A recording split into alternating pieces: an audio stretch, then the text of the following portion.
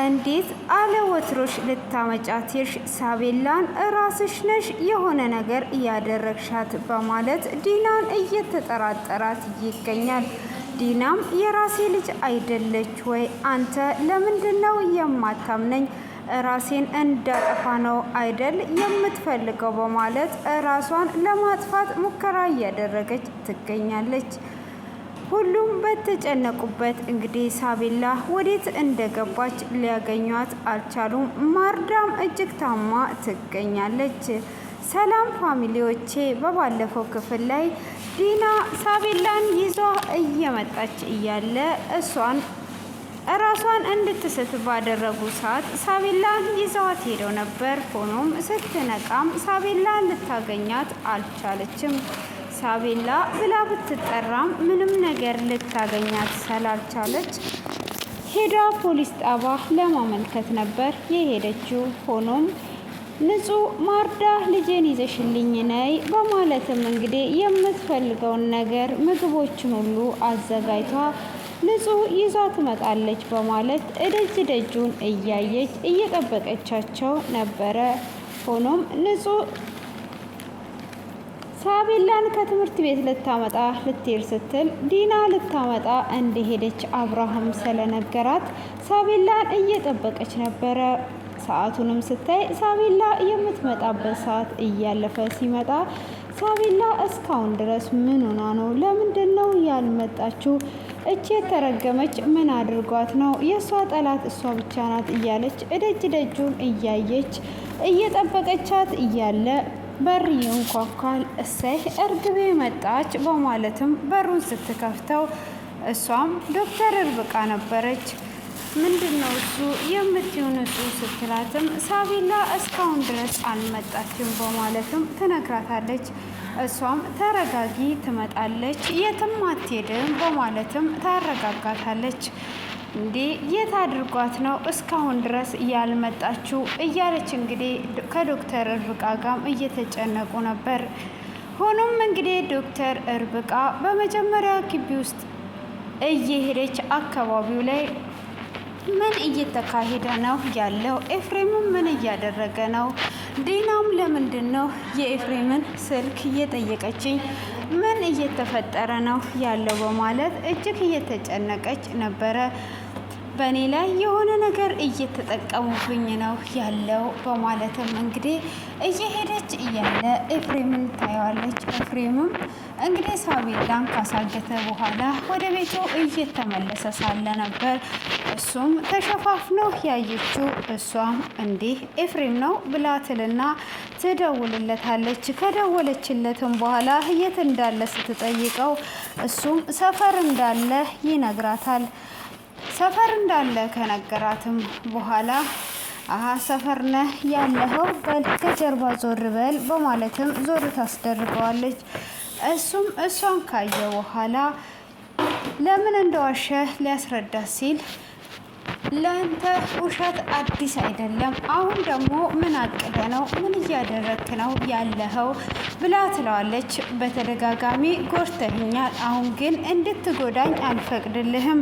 ምን እያደረክ ነው ያለኸው ብላ ስትጠይቀውም እኔ ምንም እያደረኩ አይደለም፣ ወደ ሰፈር እየሄድኩኝ ስለነበረ ሰፈር ነኝ አልኩሽ፣ ለዛ እንጂ ሌላ ነገር የለም ይላታል።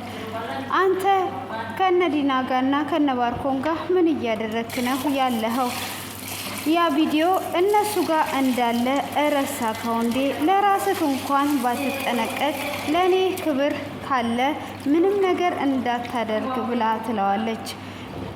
እሱም እንግዲህ ምንም እንደማያደርጉ ይነግራትና ምንም አይነት ነገር ውስጥ እንደሌለ ከነገራት በኋላ እሷም እጅግ ተናዷ ነበር ጥላው ሄደችው። ኤፍሬምም ያ የእሷን ገንዘብ አስቀምጥ ብላ የሰጠችውን ገንዘብ ሙሉ ለሙሉ በቁማር ያጠፋውን ብር ለመመለስና በባለፈው እንግዲህ እሱ 100,000 ብር ከቤቲ ጋር ተኝቶ ለዶክተር እርብቃ ይዞላት እየመጣ እያለ ባርኮን አስደብድቦት 100,000 ብሩን ወስዶበት እንደነበረ የምናስታውሰው ይሆናል።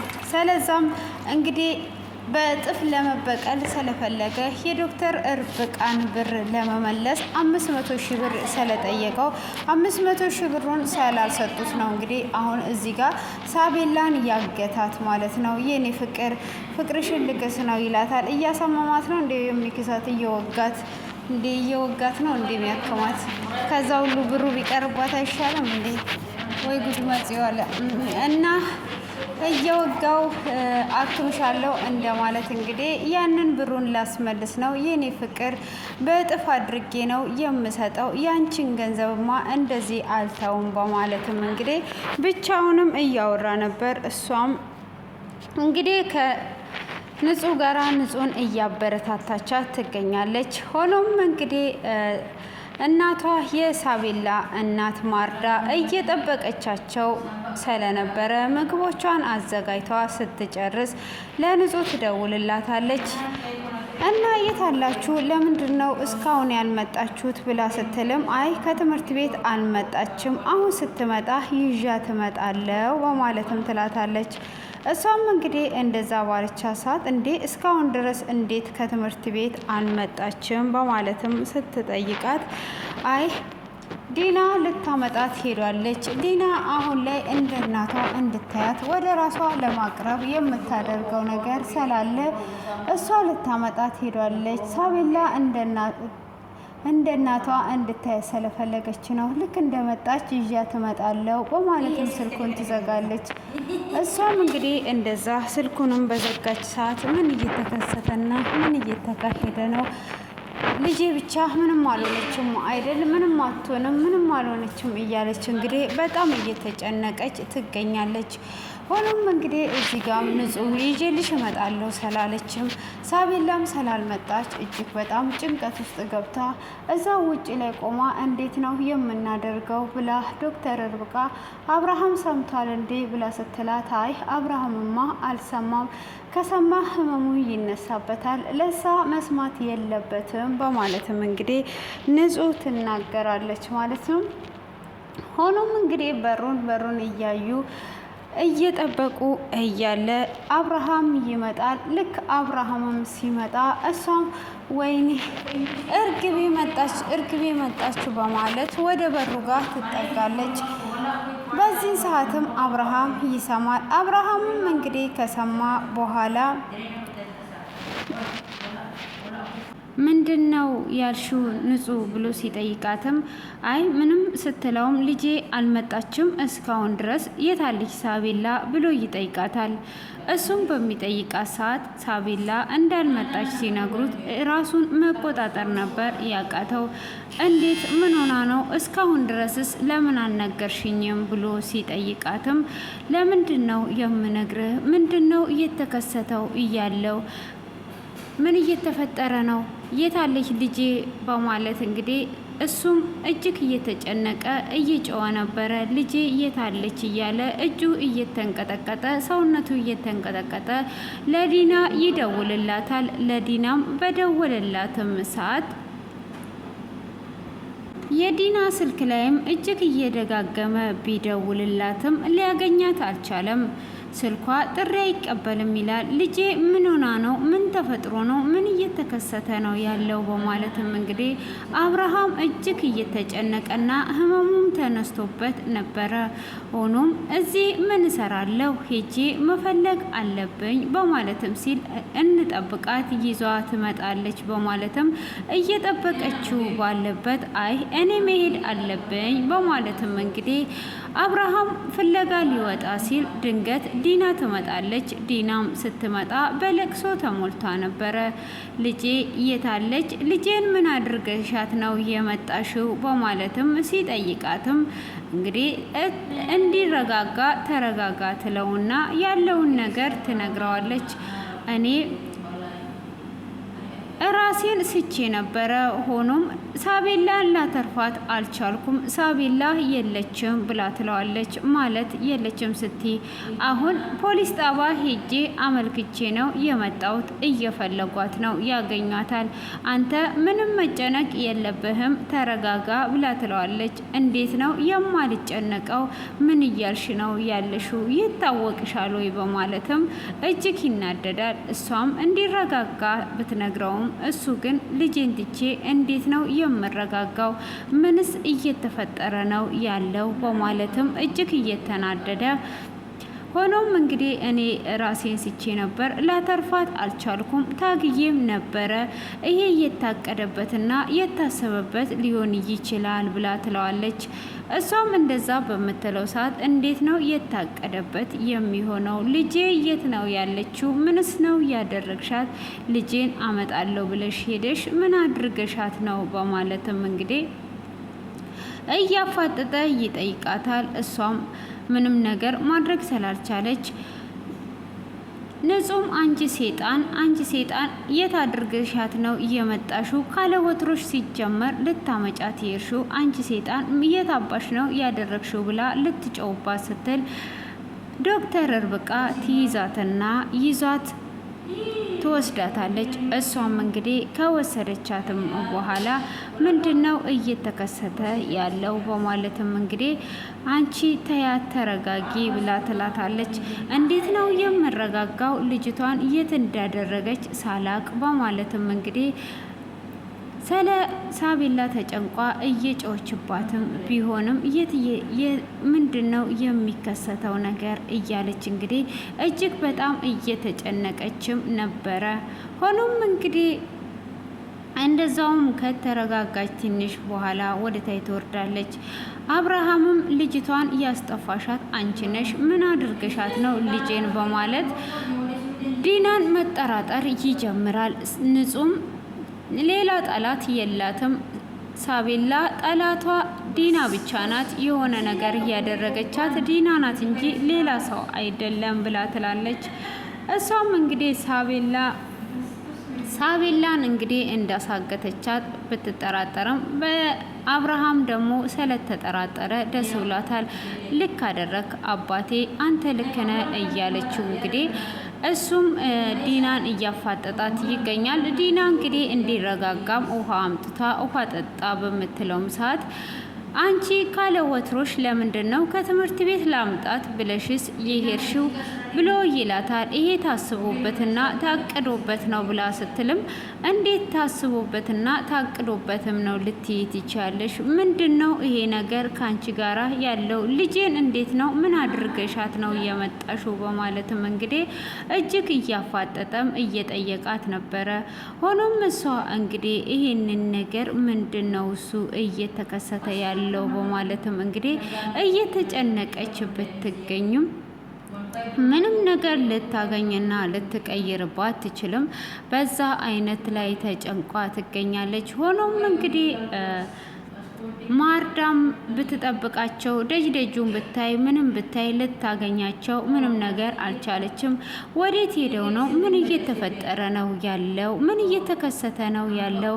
ልጄ ምን ሆና ነው? ልጄ ደህና ናት? በማለት እንግዲህ እጅግ በጣም እየተጨነቀች በጭንቀት የተነሳ ህመማም ተነስቶባት እየነሰራት ሁሉ ነበረ።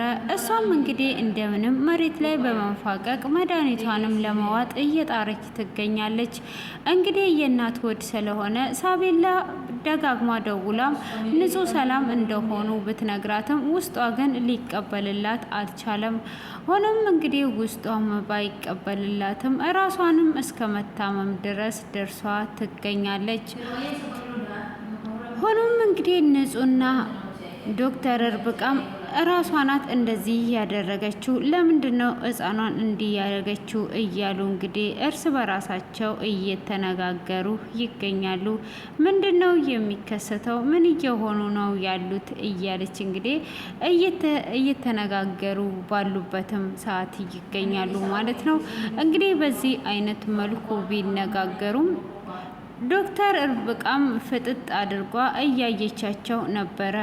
ምንድነው እያደረጉ ያሉት? ምንድነው እየተከሰተ ያለው የሚለውን አተኩራ አፍጥጧ እያየቻቸው ትገኛለች። ምንድነው እሱ የሚደረገው ነገር በማለትም እንግዲህ እሷ እነሱን እየተጠራጠረች እየተገኘች ነው ማለት ነው። ዲናንም እንግዲህ አብርሃም እያፋጠጣት ነው። አንቺ ካለ ወትሮሽ ሄደሽ ልታመጫት የቻልሽው ራስሽ ነሽ። ልጄን ምን አድርገሽ ነው የመጣሽው? በማለትም እንግዲህ ልጄን እያለ ሲያስጨንቃት፣ አንተ ወይን እኔ ራሴን እንዳጠፋ ነው ወይ የምትፈልገው? እኔ የሚደረገውን ነገር አድርጌ መጣው፣ ሄጄ ተናግሬ መጣው። አሁን ላይ አንተ ምን አድርግ ነው የምትለኝ? በማለትም እንግዲህ ትጠይቀዋለች። እሱም እንግዲህ ይሄ ታቅዶበትና እሷም ደግሞ ካለ ወትሯ ሄጄ ላምጣ በማለቷ ጥያቄ ፈጥሮበታል ማለት ነው። ስለዚህ ምን እያደረግሽ ነው ያለሽው? ሁሉንም ነገር ተናገሪ በማለትም እንግዲህ ቢናገራትም ምንም ነገር ልታገኝ አልቻለችም ማለት ነው። ስለዚህ እኔ ራሴን ነው የማጠፋው በማለት እንግዲህ ኩሽና ገብታ ነበረ። ኩሽና ይመስለኛል፣ ያው ኩሽና ይመስለኛል። እዛ ገብታ ነበረ። እንግዲህ አብርሃም ምንድነው እሱ በሩን ክፈቺ እያላት እያለ እሷ ግን በሩን ልትከፍት ፈቃደኛ አይደለችም ማለት ነው። አንተ እኔን አላመንከኝም፣ ልጄ ስላልሆነች ነው ወይ? እኔ እንዴት እንደዚህ አደርጋለሁ? በማለትም እንግዲህ ስትናገረውም አረ እንዴት እንደ አታደርጊም እያላት እንግዲህ እየተናገራት እያለ እንደዛ ከሆነ ራሴን ማጥፋት አለብኝ ብላ በራሷ ላይ ቢላ ይዟ ራሷን ልትቆርጥ ስትል ነው ማለት ነው ክፍሉ እየተጠናቀቀው። እንግዲህ እዚህ ጋር እሷ አሁን ላይ ማንም ሰው ሊያምናት አይችልም። ያው ለምንድን ነው የማያምኗት? ከምታደርገው የተነሳ ማለት ነው። እንግዲህ እሷ እዛ ጋር እያደረገች የነበረችው ለሳቤላ ጠላት ነበረች። እንግዲህ ለሳቤላ ጠላት እስከሆነች ድረስ ዛሬ ላይ እንዴት አድርገውስ ሊያምኗት ይችላሉ? በምንም አይነት ሊያምኗት ስላልቻሉ አሁን ላይ ተጨንቋ ትገኛለች ማለት ነው። ኤፍሬምም እንግዲህ ትክክል እያደረገ አይመስለኝም። ምንም አይነት ነገር ማድረግ የለበትም ማለት ነው። ለምንድን ነው እንደዚህ አይነት ነገርስ የሚያደርገው? እንግዲህ ራሱ ብሩም በቁማሩ የጨረሰውን ካለ ምንም ነገር ሳያስብላት ተነስቶ እንግዲህ አሁን እዚህ ጋር በሳቤላ አስፈራርቶ እንግዲህ 500,000 ብሩን ለመውሰድ አስቧል ማለት ነው ይመስለኛል። እንግዲህ አሁን ላይ ብሩን በዚህ አይነት መልኩ ሊቀበል ያስባል። እንግዲህ ቁልጭና ማን ነበረች ሴቷ ልጅ?